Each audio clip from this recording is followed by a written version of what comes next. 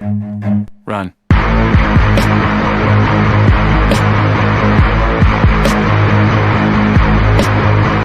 That's right, folks. We're back with another installment of The Problem with That. And today's The Problem with That.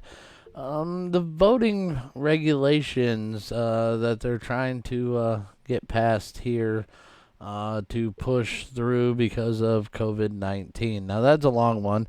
I'm just going to call it The Problem with That. Voting regulations. And to start off with, what they're trying to do is, and the Democrats are pushing this, even though Republicans have used the same tactic in the past. This isn't something new, but have to do with mail-in ballots and potential fraud that is involved with this. So, and today's problem with that is going to be a little special because I'm going to give a solution.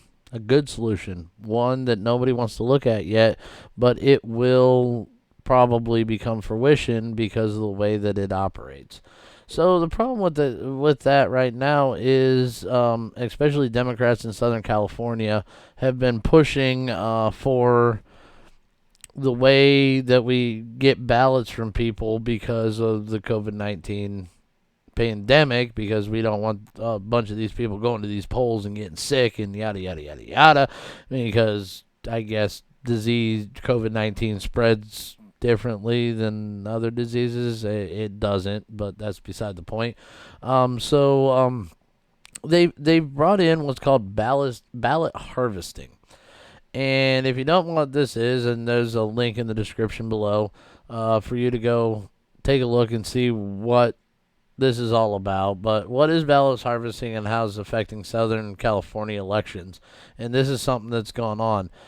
As housekeepers, maintenance workers, and other staff spilled out of the Anaheim Hilton in Sheridan during a lunch break in February, some headed to the parking lot between the hotels, clutching their mail-in ballots for the upcoming March 3rd primaries. They were greeted by members of the Democratic Party of Orange County who were hosting a ballot party focused on encouraging the workers to participate in the 2020 elections. Organizers gave speeches, answered questions, and handed out party recommendation pamphlets. Then workers were told that if they wanted to, they could fill out their mail-in ballot and leave it in a sealed envelope that organizers would return on their behalf. Ding, ding, ding. Red flag number one, folks. Don't hand your ballot over to anybody. Some versions of the same process where sometimes someone can collect absentee or mail-in ballots for voters and drop them into the mailbox or a polling place is legal in most states. But California's ballot collection rules are among the most permissive in the nation, with no restrictions on who can gather the ballots or how they can be picked up. And this is what's trying to be pushed through Congress for our whole nation for the presidential election.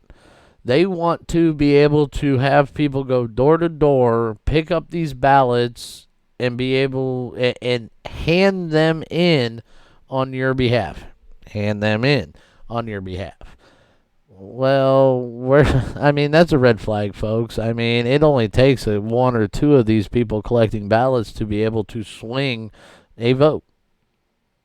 If I pick up ballots from these houses and can tell that these people are voting this way, or this way, well, I guess those ballots just become null and void. And you can tell which way people are voting pretty easily by just having a small conversation with them or seeing what they post outside or post on Facebook and everything else. You can tell which way most people are going to actually vote. So this just opens up for a bunch of fraud that we don't need in our elections at all. And it has become a hot button in Southern California heading into November.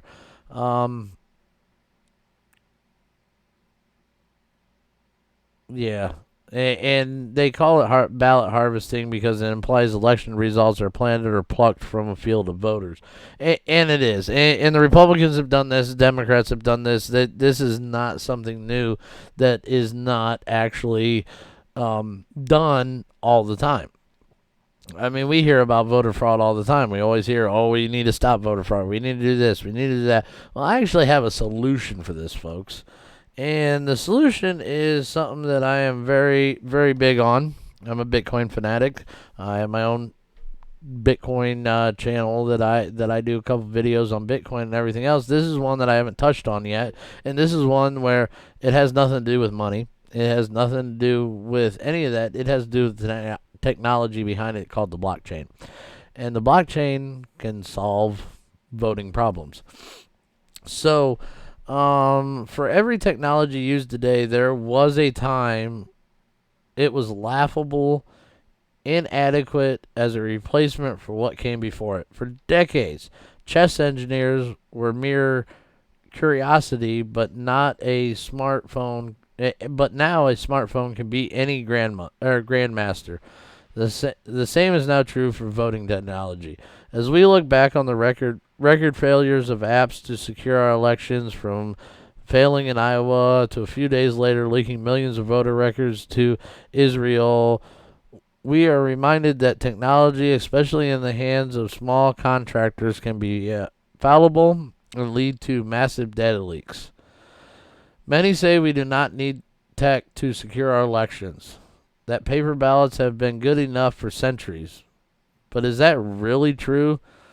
George W. Bush was elected U.S. President in 2000, not because he got more delegates in the end, but because the recount of paper ballots took so long the Supreme Court had to step in and make a decision.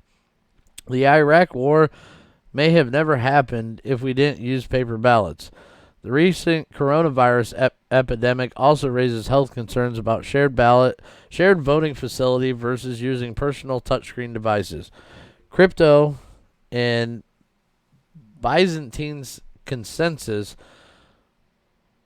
was supposed to finally secure our elections, but so far, dominant blockchains like Bitcoin and Ethereum have been scalable enough to handle millions of people paying or voting all at once.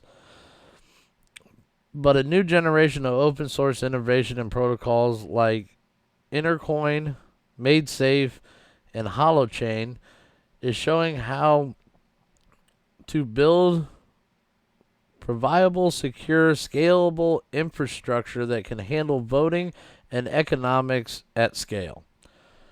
So, blockchain technology, the technology that started all this back in '08, and started Bitcoin, is not just a technology that's going to be able to solve problems for financial reasons, but I'm pretty sure it's going to be able to solve voting and other secure ballot type